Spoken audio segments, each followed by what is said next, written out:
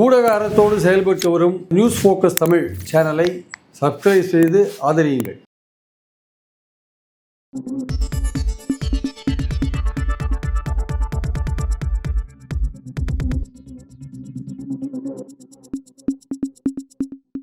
வணக்கம். நம்முடன் அரசியல் பேசுவதற்காக மூத்த பத்திரிகையாளர் திரு பிரியன் அவர்கள் இணைந்திருக்கிறார். சார் வணக்கம். வணக்கம் சார். திமுக வீழ்த்த என்டிஏ வலிமை கட்டமைக்கும் நினைக்கக்கூடிய அமித்ஷாவுக்கு ஃபர்ஸ்ட் அவர் செலக்ட் பண்ண விஷயங்கிறது அதிமுக கூட்டணிகளை கொண்டு வரணும் அப்படிங்கிறதான் கொண்டு வந்துட்டாரு. கிட்டத்தட்ட 1.5 மாதம் ஆயிடுச்சு. அது ஏன் ஜெல் ஆகாமல் இருக்கு? என்ன பிரச்சனை இது இப்படி தான் பயணிக்குமா அல்லது மாற வாய்ப்பு இருக்கு? அதில் ஒருவருக்கு ஒரு நம்பிக்கை இல்லாமல் இருக்காங்க. அதிமுகலேயே பல பேர் பாஜக கூட்டணி விரும்பலை. இப்போ ஜெயக்குமார்லாம் ஏன் அமைதியாகிட்டாரு? பல பேர் ஏன் அமைதியாக இல்லை? அவர் பல பேர் அமைதியாக இருக்காங்க. சீன்லேயே இல்லை, அவர் அமைதியாக இருக்காங்க. ஸோ அதனால் அந்த கூட்டணி அவசரப்பட்டு போட்டாங்களே தவிர அது பாஜக தமிழ்நாட்டுக்கு பலவிதமான பிரச்சனைகளை உண்டாக்குறாங்கல்ல. அது அதிகார பறிப்பாகட்டும், இல்லை மொழி திணிப்பாகட்டும், நிதி கொடுக்காத விஷயங்களாகட்டும், கவர்னர் மூலமாக பிரச்சனை பண்ணுறதாகட்டும். ஸோ இந்த மாதிரி பல விஷயங்கள் இருக்கிறதுனால அந்த வக்ஃப் போர்டு பில்லு போன்ற விஷயங்கள் எல்லாமே பார்த்திங்கன்னா பாஜகவோடு இருக்கிறது நமக்கு ஒரு லேபிலிட்டி அப்படின்னு அதிமுகவில் பல பேர் நினைக்கிறாங்க. அதனால் அது ஜெல்லாக மாட்டேங்குது. மேலே இருக்கிற டாப் லீடர்ஸ் இருக்காங்கல்ல, வேலுமணி, தங்கமணி, விஜயபாஸ்கருக்கெல்லாம் அது சௌரியமாக இருக்குது. அது பாஜகவோட இருக்கிறது சௌரியமாக இருக்குது. நமக்கு எந்த பிரச்சனையும் வராது, ஜாலியாக இருக்கலாம் அப்படின்னு இருக்காங்க. எடப்பாடி கூட அப்படி தான். ஆனால் அது கிரவுண்ட் லெவலில் ஒர்க் ஆகுமான்றதில் அவனுக்கு ஒரு டவுட் இன்னும் இருக்குது. அதனால தான் அதிமுகவே கடைசி கட்டத்தில் தாவேக்காவை நோக்கி போகுமோன்ற ஒரு எண்ணம், ஒரு சந்தேகம் இருந்துகிட்டே இருக்குது. ஆக்சுவலாக அது போக விடுமா பாஜக அப்போ என்ன மாதிரியான ப்ரெஷர் கொடுப்பாங்கன்னு தெரியாது. இருந்தாலும் விட்டால் ஓடிடுவாரா, ஜல்லிக்கட்டு காலம் மாதிரி ஓடிடுவாரா எடப்பாடின்ற ஒரு கேள்வி இன்னும் இருக்குது. அதனால தான் ஒட்டுதல் இல்லாமல் இருக்காங்க 2 பேரும் ஆக்சுவலாக. இல்லை, இந்த விஷயம் இப்படி தான் பயணிக்குமா அல்லது வரக்கூடிய நாட்களில் மாற வாய்ப்பு போகும்? இது 10 மாதத்துக்கு முன்னாடி கூட்டணி போட்டதுனால நிறைய பேச்சுக்கள் இது மாதிரி வரதுனால ஒரு தேர்தல் நெருங்கும்போது ஒரு 45 நாளைக்குள்ளே நீங்கள் கூட்டணி போட்டிங்கன்னா அது சாலிடாக அதை நோக்கி, தேர்தலை நோக்கி வேகமாக வேலை செஞ்சு எல்லாம் ஒன்றுபடுவாங்க தேர்தல் வந்துடுதுன்னு. இப்போ நிறையா டைம் இருக்கிறதுனால நிறைய விஷயங்களை யோசிக்க வேண்டிய வாய்ப்பு இருக்கிறதுனால அதனால் இந்த கூட்டணி கரெக்டாக ஜெல் ஆக மாட்டேங்குது. ஆக்சுவலி நீங்கள் இந்த ஸ்ட்ராட்டஜியே தப்புன்னு நீங்கள் சொல்கிறீங்க. முன்னாடி இது மாதிரி 10 மாதம் முன்னாடி கூட்டணி போட்டது தப்புன்னு. ஆனால் பலர் என்ன சொல்கிறாங்கன்னா, கடைசி நேரத்தில் போட்டால் அது ஜெல் ஆகாது, இப்போவே போட்டால் மக்களோட மனசை மாற்ற முடியும், ஒன்றா சேர்ந்து 2 கட்சியும் சேர்ந்து பயணிக்கும் போது மக்களுடைய அந்த விஷயத்தை திமுக எதிரான ஆன்டிகமெண்ட்ஸை ஃபோக்கஸ் பண்ணி ஒர்க் பண்ண முடியும். அப்போ ஒரு அப்படி ஒர்க் பண்ணுற மாதிரியே தெரியலையே அவங்க 2 பேரும். அந்த 1.5 மாதம் 2 பேரும் ஒர்க் பண்ணுற மாதிரியே தெரியலையே. ஸோ ஒர்க் பண்ணால் பரவாயில்ல. இப்போ 2 பேரும் ஜாயிண்ட்டாக சேர்ந்து ஒரு போராட்டம், இந்த மாதிரி அதிமுக கூட்டணி கட்சிகளின் போராட்டம் நீங்கள் ஏதாவது நடத்தலாம். அப்போ தானே தொண்டர்கள் ஜெல்லுவாங்க. அது மாதிரி எதுவும் நீங்கள் மாவட்ட அளவிலலாம் நீங்கள் நடத்தின மாதிரி தெரியலையே. இன்னும் அதிமுக தனிமையில் தான் எல்லா ஆக்டிவிட்டியும் பண்ணிகிட்டு இருக்கு. நயினார் நாகேந்திரன் வந்த பிறகு பாஜகவுடைய ரோலே ரொம்ப ஸ்லோவாகிடுதுல. அண்ணாமலையாவது ஏதோ ஒரு தடாரடியாக அதை பேசிகிட்டு இருப்பார். அவர் நயினார் நாகேந்திரன் அது கூட இல்லாத இருக்கார். அது கூட்டணி சேர்ந்துட்டோம், இனிமேல் நமக்கு வெற்றி நிச்சயம்னு ஒரு மிதப்பில் அவர் இருக்கார். ஆனால் அது ஒரு முழு கூட்டணியாக அமைஞ்சாதான் வெற்றி நிச்சயமே தவிர அறகுறையாக வெறும் சில கட்சிகள் மட்டும் சேர்ந்தால் வெற்றி நிச்சயம் கிடையாது. அதனால் அதிமுகவுக்கே ஒரு முழுசாக ஜெல்லாகலை. தொண்டர்களுக்கும் ஓரளவுக்கு ரிசர்வேஷன்ஸ் இருக்குது, சில தலைவர்களுக்கும் ரிசர்வேஷன்ஸ் இருக்குது. அதனால் ஒட்டுமொத்தமாக கூட்டணின்றது போட்டாங்க, அவ்வளோதான். அது ஒரு சேஃப் ஜோனில் இருக்காங்க. அதிமுக கூட்டணி போட்டதுனால பாஜகட்டேருந்து எந்த விதமான பிரச்சனையும் இல்லை, மத்திய அரசுலேருந்து எந்த விதமான பயமும் கிடையாது. ஸோ இந்த சேஃப் ஜோனில் நம்ம வேலையை நம்ம பார்த்துட்டு போயிட்டுருக்கலாம். நம்ம இப்போ எம்பி போஸ்ட் கூட அவங்க 2 பேர் கொடுத்துட்டாங்க, தேமுதிகவை கண்டுக்கல. அவங்க என்ன நினைக்கிறாங்க, இந்த கூட்டணியை சேர்க்கறதெல்லாம் பாஜகவுடைய பொறுப்புன்னு தள்ளி விட்டாங்க. ஆக்சுவலாக பாஜக பார்த்துக்கிட்டோம், நம்ம எதுக்கு தேமுதிக சேர்க்கறதே பாமக சேர்க்கறதே அவங்க பார்த்துக்கிட்டோம், நம்மளே கடைசி நேரத்தில் எங்கே போகணும்னு சொல்ல முடியாது. அதனால் பொறுப்பு அவங்க கிட்ட கூடாது. இப்போ குருமூர்த்தி ஓட்டார். நீங்கள் சார் இப்போ இந்த இன்சிடென்ட்லாம் பார்க்கும்போது நம்ம கிளியராக புரிஞ்சுக்கலாமா? அதாவது எடப்பாடி பழனிசாமி தேர்தல் நோக்கி பெருசாக இன்ட்ரெஸ்ட் காட்ட மாட்டேங்கிறார். 26 ஆட்சி கைப்பற்றணும்னு ஒரு இன்ட்ரெஸ்ட் காட்ட மாட்டேங்கிறாரு. அமித்ஷாவும் பாஜக தான் இன்ட்ரெஸ்ட் காட்டுறாரு. இவர் ரொம்ப சைலண்டாக தான் இருக்காரு. அப்போ அப்படி இருக்கும்பொழுது கடைசி நேரத்தில் இவர் இது கல்டிவேட்டர் போகிறது தான் அதிகமான வாய்ப்புகள் இருக்குது அப்படிங்கிறத நம்ம பார்க்கலாம். அவர் நினைக்கிறாரு, நான் தலைமை பொறுப்பில் உட்காந்துருப்பேன், நான் தான் கூட்டணிக்கு தலைமை, கட்சிகளை கொண்டு சேர்க்கறதெல்லாம் உங்கள் வேலை, பாஜக வேலை, முதல்வர் பொறுப்பு நான் தான், எனக்கு தான் அப்படின்ற ஒரு இதாக இருக்கார். அது பாஜகவுக்கும் வேறு வழி இல்லை, அதிமுகவோட கூட்டணி போகிற வேண்டிய கட்டாயத்தில் இருக்காங்க. ஸோ இந்த சூழல் இப்படி போகும்போது அதிமுகவில் இருக்கிறவங்களுக்கே பாஜகவோட இருக்கிறது பிடிக்கலன்ற போது கடைசி கட்டத்தில் இது என்ன ஆகும், தேர்தல் நெருக்கத்தில் இது எந்த மாதிரி போய் முடியும்னு சொல்ல முடியாது. ஸோ இந்த கூட்டணியை ஒரு கேள்விக்குறியாக தான் போயிட்டு இருக்காங்க. ஆனால் சார் இப்போ எடப்பாடி பழனிசாமி 10 தோல்வி ஆல்ரெடி அவர் சந்திச்சிருக்காரு. மறுபடியும் தோல்வி சந்திச்சாரு. நாளைக்கு அவரோட தலைமைக்கு நாளைக்கு கட்சிக்குள்ளே பெரிய சிக்கல் வரும், இல்லை என்டிஏக்குள்ளே சிக்கல் வராது. ஆனால் அதிமுகக்குள்ள அவருக்கு சிக்கல். இந்த வாட்டி அவர் தோத்தாருன்னா அவர் நிச்சயமாக ஒரு தலைமை பொறுப்பில் இருக்க மாட்டார். அப்போ வெற்றி பெறுவதை நோக்கி நகரணும். அவர் வெற்றி பெறுவதை நோக்கி நகரணும். அப்போ மெகா கூட்டணி அமைக்கிறதுல அவர் இன்ட்ரெஸ்ட் காமிக்கணும் இல்லை. அவர் பாமக பற்றி கண்டுக்க மாட்டேன்றாரு. குருமூர்த்தி என்ன ஓடுறாரு தைலாபுரத்துக்கு. அவர் தேமுதிக பற்றி கழட்டி விட்டார்.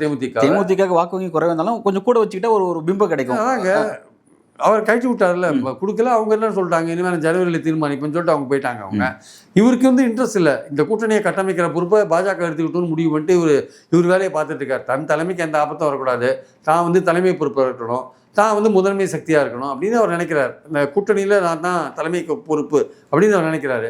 ஆனால் அவருக்கே வந்து அவங்க கட்சியிலேயே வந்து கடைசி நேரத்தில் ஒரு தாவேக்காவுக்கு போய் கூட்டணி அமைக்கலாமான்ற எண்ணமும் இருக்குது. ஏன்னா பாஜகவுக்கு தமிழ்நாட்டில் ஒரு எதிர்ப்பு ஓட்டுகள் இருக்கிறதுனால, பாஜக எதிர்ப்பு ஓட்டுன்றது ஒரு மைனாரிட்டி ஓட்டு மட்டும் இல்லை, மைனாரிட்டியை தாண்டி அந்த வட்டத்துக்கு வெளியில் பாஜக எதிர்ப்பு ஓட்டு நிறைய இருக்குது.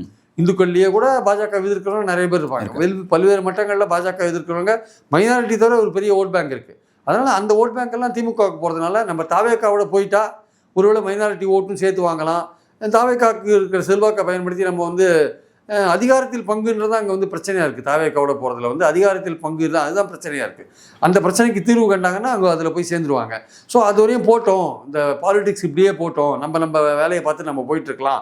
அது ஜனவரி பிப்ரவரியில் எப்படி சுச்சுவேஷன் டேர்ன் ஆகிறதோ அதுக்கேற்றபடி நம்ம முடிவு பண்ணிக்கலான்ட்டு எடப்பாடி காயினை வந்து அற்புதமாக நகர்த்திட்டு பாஜக தலையில் பொறுப்பை போட்டுட்டு அவர் ஜாலியாக சுற்றிட்டு இருக்காரு. ஆனால் பாஜக இந்த இடத்துல இன்னொரு ஐடியா யோசிக்கிறாங்க. அதாவது விஜயை உள்ளே கொண்டு வந்துடுவோம், விஜயை உள்ளே கொண்டு வரது மூலமாக வந்து பியூர்லி வந்து ஆன்டி டிஎம்கே அப்படின்ற பாலிட்டிக்ஸை மட்டும் முன்னெடுப்போம் அப்படிங்கிறாங்க. இந்த நகர்வை பாஜக முன்னெடுக்கும் போது அப்போ இபிஎஸ்க்கு அவருடைய பிளான் வந்து அது வந்து ஒரு சிக்கலாக மாறும். பாஜக இருக்கிற அணியில் எந்த சமயத்துலையும் தாவேகா வராதுங்க, அது டெஃபினட். அது கடைசி நேரத்தில் வாய்ப்பு இல்லை அப்படின்னு பார்க்குறீங்களா? சான்ஸே கிடையாது. ஏன்னா வந்தாங்கன்னா அதோட தாவேகா அவுட், அவ்வளோதான். இல்லை அது தெரியும். அது முதன்மை சக்தி நான் தான் திமுகவுக்கு போட்டின்னு சொல்லிட்டு இருக்கிற விஜய் இங்கே வந்து எப்படி இங்கே இந்த இடத்துல போய் சேருவார்? அவர் கேட்குற சீட் உங்களால் கொடுக்க முடியுமா? அவர் கேட்பார், எனக்கு 60 சீட் கொடுங்கன்னு கேட்பார், கொடுக்க முடியுமா அவங்களால? முடியாது. சீட்டும் கொடுக்க முடியாது, அதிகாரத்தில் பங்கும் கிடைக்க முடியாது. அப்படியே அதிகாரத்தில் பங்கு கொடுக்குற அளவுக்கு இன்னும் அதிமுக வந்து தன்னோட மனதை மாற்றிக்கல, இன்னும் பாலிசி வைஸ் அவங்க மாற்றிக்கிறாங்க ஆக்சுவலாக. அதனால் அப்புறம் எந்த நம்பிக்கையில் சார் வெளிப்படையாக அறிவிக்கிறாங்க கூட்டணி? இவங்க கூப்பிட்றாங்க, இவங்களுக்கு வேறு வழி இல்லை, பாஜகவுக்கு கூப்பிட்டுருக்காங்க. வாங்க வாங்க கடை விரித்தேன் கொள்வார் இல்லைன்னு வள்ளலார் சொன்ன மாதிரி தான் அது. இவங்க எப்படி சார் வெக்கம் இல்லை, கொஞ்சம் கூட பாஜகவுக்கு வெக்கம் இல்லை, எப்படி சார் கூப்பிட்றாங்க? அவன் கொள்கை எதிரின்னு தெளிவாக சொல்கிறான். அவன் எங்களுக்கும் திமுக பாஜக 2 பேரோட கூட்டணியே கிடையாதுன்றான். எப்படி இவங்க திமுக எதிராக இருக்கிற தாவேக்காலாம் ஒன்று சேரணும்? எப்படி பாஜக நீங்கள் கூட்டு சேர்ந்து அதிமுகவோட சேருங்க, மெகா கூட்டணி அமைங்க, பாமக தேமுதிக அமைங்க, எதுக்கு தாவேக்காவை கூப்பிட்றீங்க? அவங்க தான் தெளிவாக சொல்கிறாங்கல்ல, பாஜக இருக்கிற அணியிலையோ திமுக இருக்கிற அணியிலையோ நாங்கள் சேர மாட்டோம், அவங்களோட சேரவே மாட்டோம், எங்களுக்கு கொள்கை எதிரி பாஜக, அரசியல் எதிரி திமுகன்னு தெளிவாக சொன்ன பிறகு இந்த இடத்துல வந்து சேர்ந்தாங்கன்னா மறுபடியும் வக்ஃப் போர்டு பில்லு முதற்கொண்டு எல்லாமே எதிர்க்கிறாங்க. இப்போ இவி ராமசாமி நாயக்கரை ஜாதி இதில் அடைச்சதுக்கு அதுக்கே கூட எதிர்க்கிறாங்க. பல விஷயங்களை வந்து அவங்களும் எதிர்க்க தான் செய்கிறாங்க. அதனால் வந்து பாயிண்ட் என்னென்னா வந்து தாவேக்காவை இவங்க கூப்பிட வேண்டிய அவசியம் என்ன?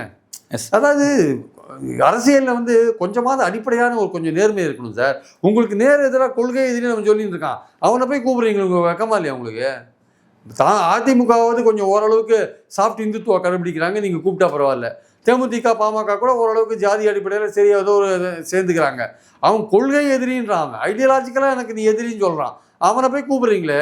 உங்களுக்கு என்ன, உங்களால் ஜெயிக்க முடியாதுன்னு அவனை கூப்பிட்டீங்கன்னா அது வந்து உங்களுடைய அரசியல், நீங்கள் அரசியல் ரீதியாக நீங்கள் ரொம்ப ஒன்றும் இல்லாத இருக்கீங்க, காலியாக இருக்கீங்கன்னு அர்த்தம். ஆக்சுவலாக இவர் ரொம்ப வேக்கமாக இருக்கீங்கன்னு அர்த்தம். இல்லை சார், நீங்கள் பெரிய ஒரு டவுட் இருக்குது. இப்போ வந்து தமிழ்நாட்டில் ஆட்சியை பிடிக்குன்னு நினைக்கக்கூடிய பாஜக மக்களுடைய நம்பிக்கை பெற மாதிரியோ மக்களுடைய ஆதரவு பெற மாதிரியான திட்டங்களை கொண்டு வராமல் தொடர்ச்சியாக வந்து விரோதமான திட்டங்களை கொண்டு வருது. நிதி கட் பண்ணுறது, பிறகு வந்து பல்வேறு விஷயத்தில் வந்து அதிகார தலையீடுகள் செய்கிறது, ஆளுநர் மூலமான ஒரு அரசியல் செய்கிறது, இந்த மாதிரி செஞ்சு வெறுப்பு தானே சம்பாதிக்கிறாங்க.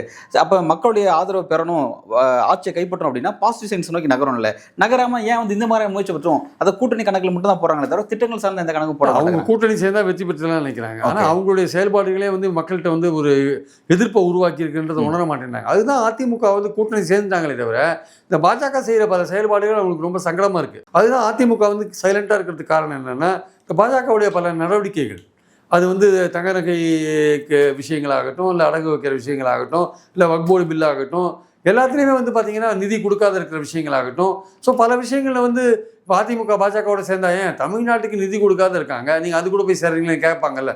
ஒரு நடுநிலையாக இருக்கிறவங்க கேட்பான்ல, இல்லைங்க நிதி கொடுக்காத இருக்கிற பாஜகவோட சேர்ந்துருக்காங்களே அப்படின்னு கேட்பாங்கல்ல. ஸோ அதனால் வந்து பாயிண்ட் என்னென்னா வந்து அதிமுகவுக்கு வந்து சங்கடமான விஷயம்தான். ஆனால் பாஜக என்ன பண்ணுவது, ஆல் இண்டியா லெவலில் பல கொள்கையை எடுக்கிறது, அது திமுகவை எதிர்க்கிறதுக்கு வந்து திமுகவை என்ஃபோர்ஸ்மெண்ட் மூலமாக மடக்கிறது, இல்லை நிதி கொடுக்காத மடக்கிறது, அதுக்கு என்னென்ன சங்கடங்கள் கொடுக்குறாங்க. இதெல்லாம் என்ன ஆகுதுன்னா தமிழ்நாட்டு மக்களுக்கு பாஜக மேலே ஒரு வெறுப்பு உண்டாக்குது. அது அதிமுகவுக்கே வந்து என்னென்னா யோசிக்கிறாங்க, அதிமுக யோசிக்கிறாங்க. அவங்க பாஜக என்ன நினைக்கிறாங்க, அதிமுகவோட கூட்டணி வச்சா மக்கள் கடைசி நேரத்தில் இதை மறந்துடுவாங்க, நம்ம ஒரு மெகா கூட்டணி அமைச்சு வெற்றி பெறலாம்னு நினைக்கிறாங்க. அதுக்கு தாவேக்காவையும் உள்ளே கூப்பிட்றாங்க. இவ்வளவும் பண்ணிட்டு தாவேக்கா அதிமுகனா போகலாமே தவிர கொள்கை எதிரியான தாவேக்கா எப்படி போய் பாஜகவோட சேரும்? சேர்ந்தா அது தற்கொலைக்கு முடியும், தற்கொலையில் முடியும். விஜயோட தற்கொலை அரசியல் தற்கொலையில் முடியாது.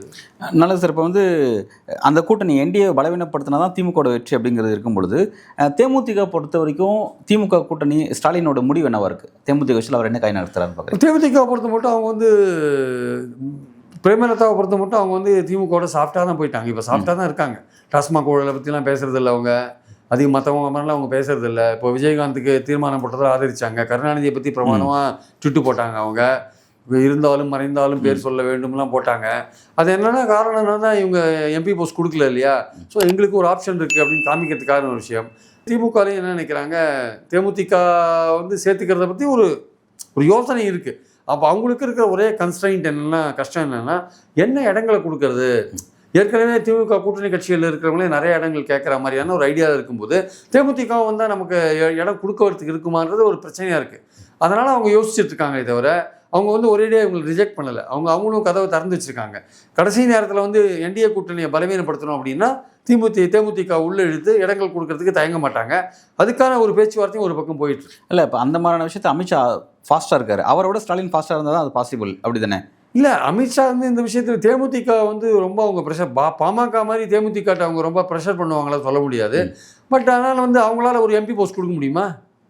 அவங்களால ஒரு எம்பி போஸ்ட் கொடுக்க முடியுமா? அவங்க வேற மாநிலத்தில் கொடுக்க முடியாது. திமுக நினைச்சா கொடுக்க முடியல. அதே 26ல் 7 வேகன்சி வருது. அதில் ஒரு 4 வேகன்சி வரும் திமுக தானே வரும். அதில் ஒரு வேகன்சியை தேமுதிக கொடுக்கலாம்ல.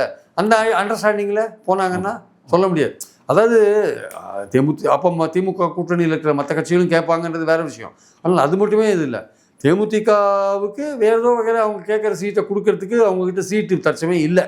ஆனால் இந்த ஐடியா அவங்ககிட்ட மனசில் இருக்குது. அதாவது உங்களுக்கு திமுகவுக்கு எதிராக ஒரு ஆன்டி இன்கம்பன்சி இருக்க வச்சுக்கோங்களேன். இருக்கு இல்லைன்னு சொல்ல முடியாது. அது 2-3% ஓட்டை வந்து எடுக்கும். அப்போ ஏதாவது ஒரு கட்சியை இன்னும் கொஞ்சம் கூட்டணி சேர்த்தா மதுரை சுற்று வட்டாரத்தில் கொஞ்சம் விருதுநகர் போன்ற இடங்களில் செல்வாக்கு இருக்கிற, கோயம்புத்தூர் போன்ற இடங்களில் செல்வாக்கு இருக்கிற தேமுதிக வந்தால் இந்த மொழி சிறுபான்மையோர் ஓட்டு அதிகமாக வாங்கலான்ற ஒரு ஐடியா இருக்குல்ல, அது ஒன்று இருக்குது. பாமகவுக்கு சரியான ஆல்டர்னேட்டிவா தேமுதிக இருக்கணும் சார். கொஞ்சம் ஏறதால கொஞ்சம் மத்திய வட மாவட்டங்கள்ல தேமுதிகவுக்கும் ஓரளவுக்கு செல்வாக்கு இருக்குது, ரொம்ப செல்வாக்கு. விசிக இருக்கிறதுனால பாமக உள்ள வராது. அதனால வந்து அதுக்கு பதில் தேமுதிக கொண்டு வரதுக்கான ஒரு ஆப்ஷன்ஸ் கூட அதை பாசிட்டிவா பார்க்கலாம். பாமக உள்ள வர முடியாது. தேமுதிக வந்து இங்கே யாரும் அப்ஜெக்ட் பண்ண போறது இல்லை. தேமுதிக வந்தால் திமுக கூட்டணியில் எந்த அப்ஜெக்ஷனும் கிடையாது. ஆனால் இவங்களுக்கு இடம் கொடுக்கறதுக்கு இருக்கான்னு இருக்கு. ஆனால் இன்னொரு பாயிண்ட் இருக்குது. சப்போஸ் 4 முனை போட்டி வருது வச்சுக்கோங்களேன். சீமான் தனியாக நிற்கிறாரு, தாவேகா தனியாக நிற்குது, அதிமுக பாஜக பாமக ஒரு கூட்டணி இருக்கு வச்சுக்கோங்க. அப்போது அந்த 4 முனை போட்டியில் வந்து வெற்றி தோல்வியெல்லாம் ரொம்ப குறுகிய வித்தியாசத்தில் இருக்கும். 1000 ஓட்டில் தோப்பான், இல்லை 1000 ஓட்டில் ஜெயிப்பான், 500 ஓட்டில் தோப்பான். இதெல்லாம் இருக்கும்பொழுது கூட எவ்வளோ கட்சிகள் கூட இருக்கோ, இப்போ தேமுதிகவுக்கு வந்து ஒரு தொகுதியில் எப்படி ஒரு 1000 ஓட்டோ 500 ஓட்டோ 2000 ஓட்டோ, சில இடங்களில் 4000 ஓட்டோ 5000 ஓட்டோ கூட இருக்கிறதுக்கு வாய்ப்பு இருக்குது. அப்போ அந்த வாய்ப்பு இருக்கும்போது அவங்கள சேர்த்துருந்தீங்கன்னா இந்த மாதிரி குறுகிய வித்தியாசத்தில் தோக்கிறத அவாய்ட் பண்ணலாம்ல சில தொகுதிகளில். ஸோ அதுக்காக நீங்கள் திமுக சேர்க்கறதுக்கான அந்த 4 முனை போட்டியில் இது சாத்தியம். இது ஆக்சுவலாக குறுகிய வித்தியாசத்தில் தோக்கிறது சாத்தியம். அதனால் அவங்கள சேர்த்துக்கிறதுக்கான வாய்ப்புகள் இருக்கிறத மறுக்கிறதுக்கு இல்லை ஆக்சுவலாக. Right sir. ஓகே. என்னோட ஃபைனல் கொஸ்டின் அப்படிங்கிறது, இப்போ அமித்ஷாவோட வருகை என்ன விதமான மாற்றத்தை இந்த சிக்கலில் தெரியல. இப்போ அவருடைய இந்த விசிட்டோட நோக்கம் வந்து பாமக பக்கத்தில் உட்கார வச்சு கூட்டணி அறிவிக்கணுன்றது. பட் ராமதாஸ் அவசரப்படுவாரான்றது யோசிக்கக்கூடிய ஒரு விஷயமா இருக்கு ஆக்சுவலாக. அடுத்த கட்ட நகர் எதை நோக்கி நகர்ந்து பொறுத்து வந்து பார்க்கலாம் சார். நன்றி.